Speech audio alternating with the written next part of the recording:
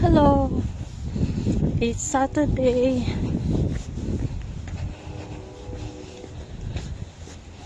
I'm done on my work. I'll go home na.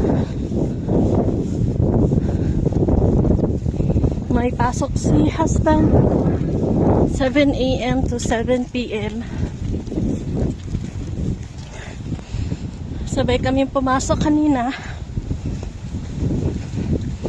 Pero dahil 7 p.m. pa, 7:30 p.m. pa siya darating, ay uuwi. Then magdadrive siya, mga 8 p.m. siya makakauwi. Pero ako, tapos na yung work ko ng 3 p.m. Yun nga lang, maglalakad. Pero malapit lang.